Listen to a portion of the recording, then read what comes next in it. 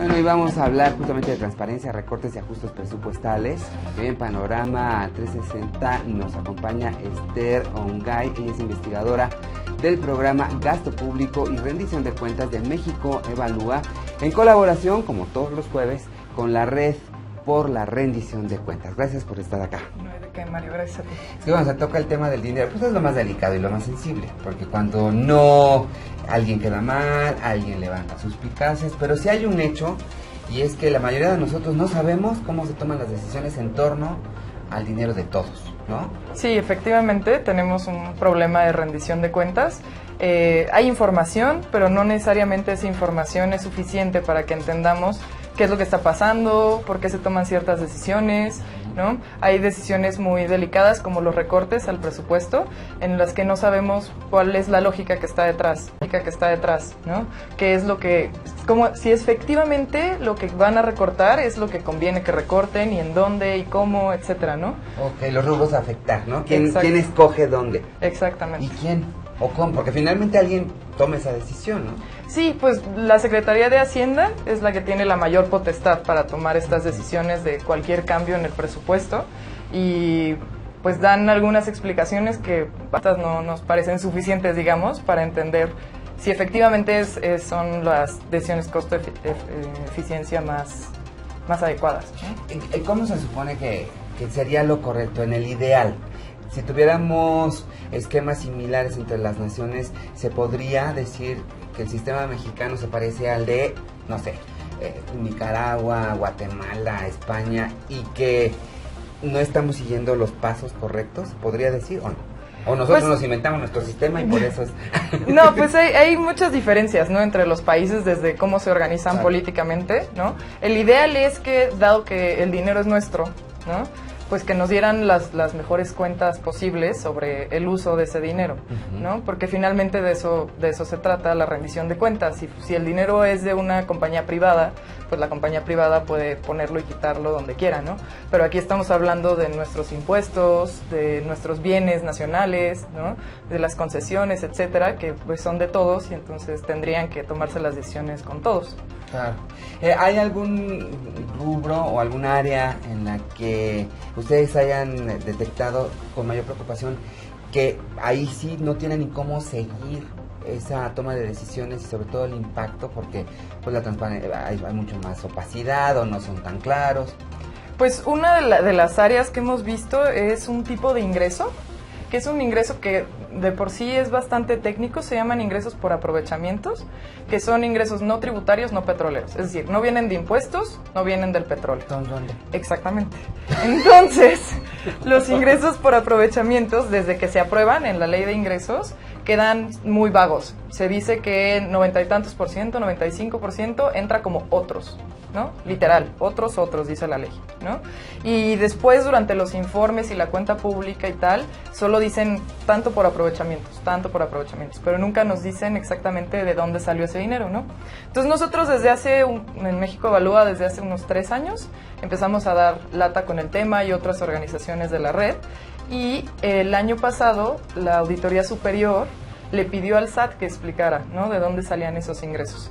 Y lo que descubrimos, muy tristemente, es que es, por un lado, compra de bonos, que finalmente funciona como deuda disfrazada, que entra como ingresos, y descapitalización de Pemex, del ISSSTE, de CFE, que está entrando como un ingreso, pero que en realidad pues estamos perdiendo dinero, ¿no?, como nación.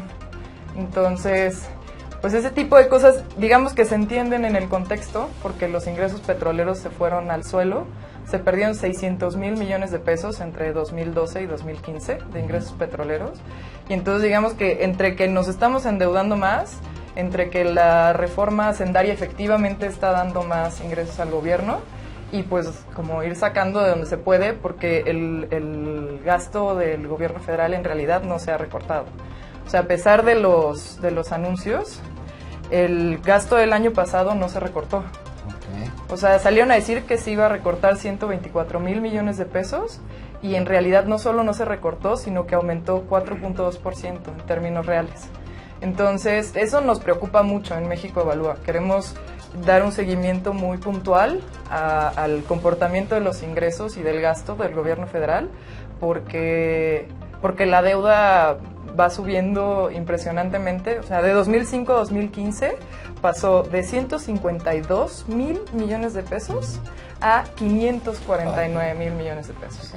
Entonces, y eso eventualmente tiene repercusiones también en el costo de esa deuda, entre otras cosas. Entonces, eso es lo que ahorita nosotros creemos que es muy importante darle seguimiento, ¿no? Sí, y sobre todo, digo, para tratar de entender un poco, básicamente eso, ¿no? Si es dinero corriente, si es dinero en bono, porque en realidad es deuda y se está utilizando como un concepto simplemente para ponerlo en algún lado, y a la hora de tener que hacer las mega cuentas o las macro cuentas, pues ahí están los ajustes, ¿no? Es un Exacto. poco eso que a veces estamos viendo y que no entendemos por qué se hacen, por qué se compensan de esa forma, o por qué existen tantos rubros. Es normal en la contabilidad que haya Tanta separación. Le pongo acá, le pongo allá. Ajá. Pues en el gasto público de entrada hay muchas divisiones diferentes, ¿no? Está la clasificación administrativa, que es quién se lo gasta, ¿no? Okay. Si lo gasta la Secretaría de Educación o lo gasta la Comisión Nacional de Derechos Humanos, etcétera, ¿no?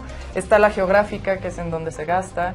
Está la funcional, que es en qué se gasta. Entonces, todas esas diferentes, digamos, capas del gasto finalmente deberían ser suficientes para que supiéramos en qué se gastó finalmente el dinero, ¿no? Uh-huh. En dónde y quién y por qué y cómo, ¿no? Sí. Y nosotros ese nivel de desagregación de información lo tenemos hasta la cuenta pública, que sale en abril del año después de que terminó. Digamos, uh-huh. De la de diciembre de este año, que cierra en el año, uh-huh. En abril de 2017 vamos a tener esa información. Ok. Y ahí pues habrá muchas dudas, porque finalmente también en todos los rubros existen estos apartados como de compensación, donde pues gastos no comprobables, ¿no? Sí, o programas que se llaman otras actividades, ¿no? Okay. Cosas así.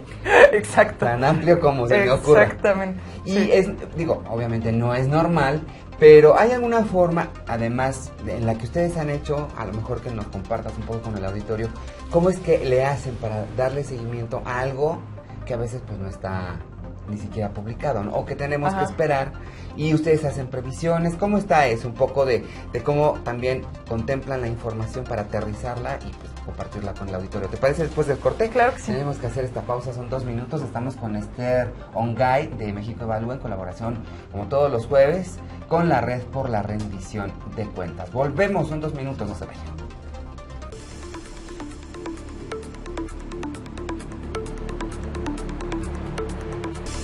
Seguimos platicando con Esther Ongay, investigadora del programa Gasto Público, Rendición de Cuentas de México Evalúa, en colaboración con la Red por la Rendición de Cuentas, como todos los jueves. Y yo le decía, estábamos platicando aquí en el corte, no me imagino cómo se hacen ciertos movimientos. No sé si usted lo ha pensado. ¿Se imagina, por ejemplo, al secretario de Hacienda pagando el avión? ¿O qué? ¿Es con papel? ¿Es con una cuenta? ¿Firman? ¿Cómo se hacen todos esos movimientos? Porque la verdad es que yo creo que ese es parte del problema. No sabemos ni cómo. Sí. Bueno, yo. Sí, sí, no, sí. No me imagino. Sí, no, sí, y está esta parte que digamos como es complicada de entender para nosotros porque son cantidades tan grandes. O sea, el presupuesto de este año para el gobierno es de 4.7 billones de pesos. O sea, son 12 ceros. Es una cosa que se sale, ¿no? Sí. De lo que uno vive, ¿no? Sí, no tengo rango visual para que me quepan los 12 ceros así enfrente de mi cara, ¿no? Exacto. No llego. Exacto. Sí. Y también tiene esta otra parte, digamos, ya de la gente que trabaja en el gobierno, que es una de las cosas que son preocupantes ahorita Uh-huh. del gasto en México, es que justamente por este asunto de las cuentas y esto que decías de cómo le hacen, ¿no? Y cómo lo mandan y tal. Por ejemplo, el gasto federalizado, que es el gasto que se manda a los estados, se debe mandar a una sola cuenta, ¿no? Para que tengan un control, ¿no? De entró tanto dinero y tiene estos rendimientos y se gastó en tal, etcétera, etcétera. Una de las cosas que salió en la última revisión de la auditoría es que una gran cantidad del gasto federalizado no tiene esas cuentas. Ah, ok. Esas cuentas específicas para los fondos. por entonces, ejemplo. ¿cómo lo...? Y entonces lo pueden poner en otro lado y más de la mitad del gasto federalizado que analizó la auditoría para 2014, que es la última que ha salido, tenía problemas como que no se pudieron comprobar en qué se gastó o que se gastó en cosas que no estaban relacionadas con lo que se había planeado, ¿no? Para lo que se había asignado. Entonces es más de la mitad de lo que revisó la auditoría está en ese caso, justo por cosas como esto, de cómo se lo gastan, ¿no? De en dónde está la cuenta, básicamente en dónde quedó la bolita, ¿no? Pues es que si no tienen ni la cuenta, entonces ¿cómo se lleva el control? Digo, cualquiera pues puede pensar, pues, tengo una tarjeta, bueno, esto lo pagué con esta cuenta, esto lo deposité en efectivo, pero pues llevo los números. Exacto. Y eso me ayuda a sacar el control. Si no hay cuenta, pues no hay cómo registrar. ¿Cómo le hacen para seguirlo?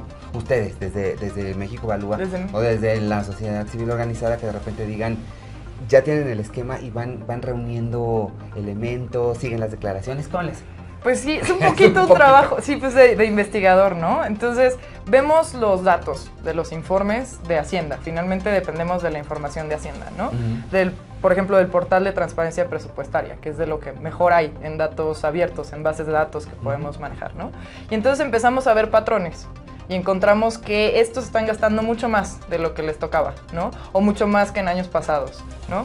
O con respecto a los ingresos, así de repente aquí hay un brinco, ¿no? ¿Por qué hay este brinco, no?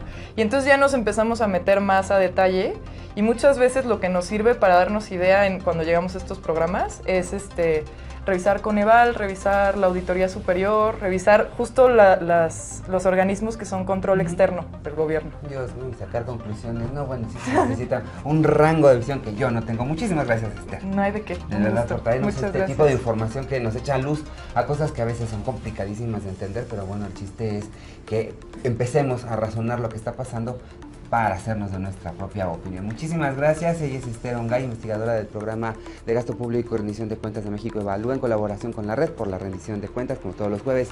No le cambie.